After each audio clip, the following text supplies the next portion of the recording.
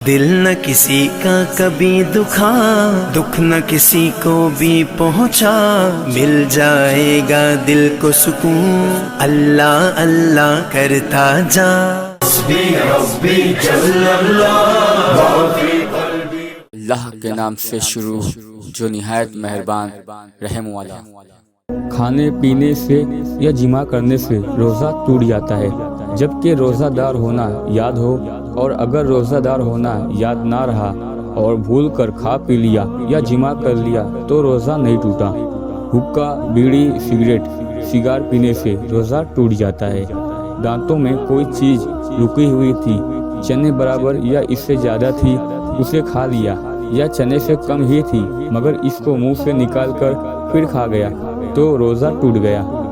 نتنوں میں دوا چڑھائی یا کان میں تیل ڈالا یا تیل چلا گیا تو روزہ ٹوٹ گیا، اور اگر پانی کان میں ڈالا یا چلا گیا تو روزہ نہیں ٹوٹا۔ جدید تحقیق کے مطابق کان میں منفذ نہ ہونے کی بنا پر روزہ نہیں ٹوٹے گا۔ کلی کرنے میں بلا قصد پانی حلق سے نیچے چلا گیا، یا ناک میں پانی چڑھا رہا تھا، بلا قصد پانی دماغ میں چڑھ گیا تو روزہ ٹوٹ گیا۔ دوسرے کا تھوک نگل گیا یا اپنا ہی تھوک ہاتھ پر رکھ کر نگل گیا تو روزہ جاتا رہا۔ قصداً منہ بھر قے کی اور روزہ دار ہونا یاد ہے تو روزہ ٹوٹ گیا، اور اگر منہ بھر سے کم کی تو روزہ نہیں ٹوٹا۔ بلا قصد اور بے اختیار قے ہو گئی تو روزہ نہیں ٹوٹا۔ تھوڑی قے ہو یا زیادہ، روزہ دار ہونا یاد ہو یا یاد نہ ہو، بہرحال روزہ نہیں ٹوٹے گا۔ منہ میں رنگین دھاگا یا کوئی رنگین چیز رکھی جس سے تھوک رنگین ہو گیا، پھر اس رنگین تھوک کو نگل لیا تو اس کا روزہ ٹوٹ گیا۔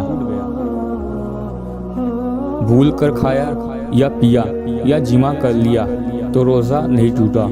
مکھی یا دھواں غبار بے اختیار حلق کے اندر چلے جانے سے روزہ نہیں ٹوٹتا۔ اسی طرح سرما یا تیل لگایا، اگرچہ تیل یا سرمے کا مزہ حلق میں معلوم ہوتا ہو۔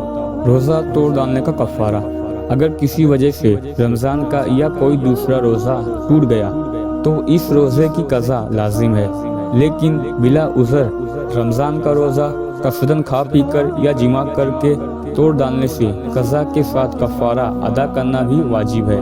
روزہ توڑ ڈالنے کا کفارہ یہ ہے کہ ایک غلام یا لونڈی خرید کر آزاد کرے، اور نہ ہو سکے تو لگاتار 60 روزے رکھے، اور اگر اس کی بھی طاقت نہ ہو تو 60 مسکینوں کو دونوں وقت پیٹ بھر کر کھانا کھلائے۔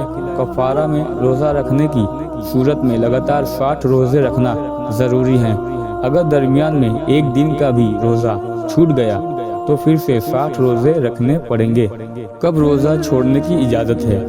شرعی سفر، حاملہ عورت کو نقصان پہنچنے کا اندیشہ، دودھ پلانے والی عورت کے دودھ سوکھ جانے کا ڈر، بیماری، بڑھاپا، کمزوری کی وجہ سے ہلاک ہو جانے کا خوف، یا کسی نے گردن پر تلوار رکھ کر مجبور کر دیا کہ روزہ نہ رکھے ورنہ جان سے مار ڈالے گا، یا کوئی عضو کاٹ لے گا، یا پاگل ہو جانا، یا جہاد کرنا، یہ سب روزہ نہ رکھنے کے عذر ہیں۔ ان باتوں کی وجہ سے اگر کوئی روزہ نہ رکھے تو گنہگار نہیں، لیکن بعد میں جب عذر جاتا رہے تو ان چھوڑے ہوئے روزوں کو رکھنا فرض ہے۔ شیخ فانی یعنی وہ بوڑھا کہ نہ اب روزہ رکھ سکتا ہے اور نہ آئندہ اس میں اتنی طاقت آنے کی امید ہے کہ رکھ سکے گا، تو اسے روزہ نہ رکھنے کی اجازت ہے، اور اس کو لازم ہے کہ ہر روزے کے بدلے دونوں وقت ایک مسکین کو بھر پیٹ کھانا کھلائے، یا ہر روزہ کے بدلے صدقہ فطر کی مقدار مسکین کو دے دیا کرے۔ جن لوگوں کو روزہ نہ رکھنے کی اجازت ہے، ان کو اعلانیہ کھانے پینے کی اجازت نہیں ہے، وہ لوگوں کی نگاہوں سے چھپ کر کھا پی سکتے ہیں۔ عاشوری یعنی 10ویں محرم کا روزہ، اور بہتر یہ ہے کہ 9ویں محرم کو بھی روزہ رکھے۔ رسول اللہ صلی اللہ علیہ وسلم نے فرمایا کہ رمضان کے بعد افضل روزہ محرم کا روزہ ہے، اور ارشاد فرمایا کہ عاشورے کا روزہ 1 سال پہلے کے گناہ مٹا دیتا ہے۔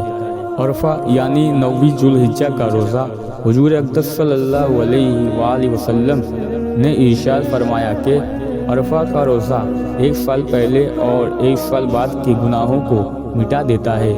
حضرت عائشہ صدیقہ رضی اللہ تعالی عنہما فرماتی ہیں کہ رسول اللہ صلی اللہ تعالی علیہ وآلہ وسلم عرفہ کے روزے کو ہزاروں روزوں کے برابر بتاتے تھے، مگر حج کرنے والوں کو جو میدان عرفات میں ہوں ان کو اس روزے سے منع فرمایا۔ شوال کے 6 روزے۔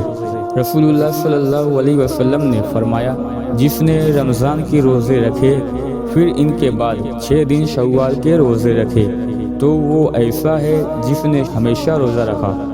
اور فرمایا، جس نے عید کے بعد 6 روزے رکھے تو اس نے پورے سال کے روزے رکھے۔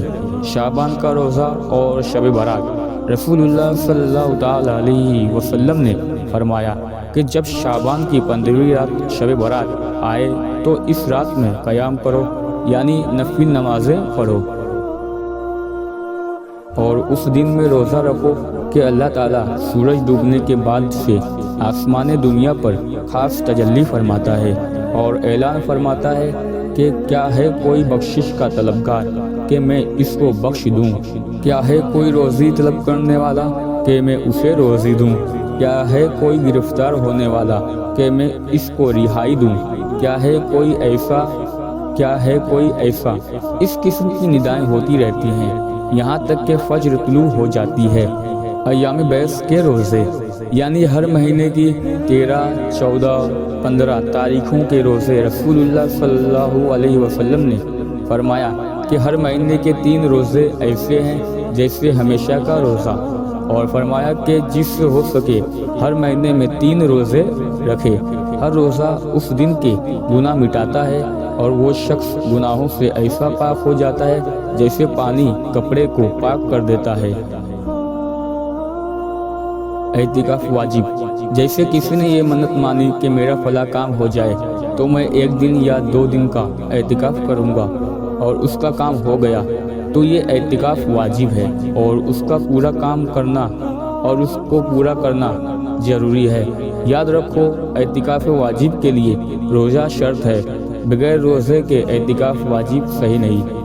اعتکاف سنت موقدہ رمضان کے آخری 10 دنوں میں کیا جائے گا، یعنی 20ویں رمضان کو سورج ڈوبنے سے پہلے اعتکاف کی نیت سے مسجد میں داخل ہو جائے اور 30ویں رمضان کو سورج ڈوبنے کے بعد 29ویں رمضان کو چاند ہونے کے بعد مسجد سے نکلے۔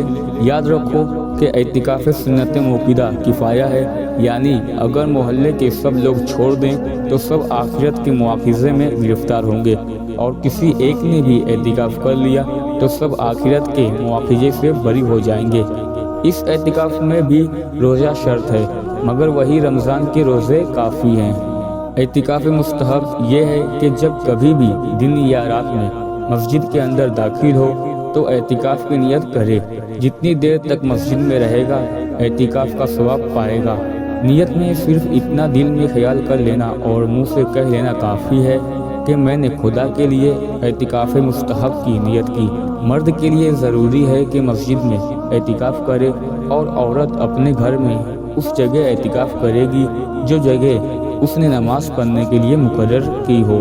اعتکاف کرنے والے کے لیے بلا عذر مسجد سے نکلنا حرام ہے۔ اگر نکلا تو اعتکاف ٹوٹ جائے گا، چاہے قصدن نکلا ہو یا بھول کر۔ اسی طرح عورت نے جس مکان میں اعتکاف کیا ہے اس گھر سے باہر نکلنا حرام ہے۔ اگر عورت اس مکان سے باہر نکل گئی تو خواہ وہ قصدن نکلی ہو یا بھول کر، اس کا اعتکاف ٹوٹ جائے گا۔ اعتکاف کرنے والا صرف 2 عذروں کی وجہ سے مسجد سے نکل سکتا ہے۔ ایک عذر طبعی جیسے پیشاب، پاخانہ اور غسل، فرض و وضو کے لیے۔ دوسرے عذر شرعی جیسے نماز جمعہ کے لیے جانا۔ ان عذروں کے سوا جیسے نماز جمعہ کے لیے جانا۔ ان عذروں کے سوا کسی اور وجہ سے اگر 1 ہی منٹ کے لیے ہو مسجد سے اگر نکلا تو اعتکاف ٹوٹ جائے گا، اگرچہ بھول کر ہی نکلے۔ اعتکاف کرنے والا دن رات مسجد میں ہی رہے گا، وہیں کھائے پیے سوئے، مگر یہ احتیاط رکھے کہ کھانے پینے سے مسجد گندی نہ ہونے پائے۔ معتکف کے سوا کسی اور کو مسجد میں کھانے پینے اور سونے کی اجازت نہیں ہے۔ اس لیے اگر کوئی آدمی مسجد میں کھانا پینا اور سونا چاہے تو اس کو چاہیے کہ اعتکاف مستحب کی نیت کر کے مسجد میں داخل ہو اور نماز پڑھے یا ذکر الہی کرے، پھر اس کے لیے کھانے پینے اور سونے کی بھی اجازت ہے۔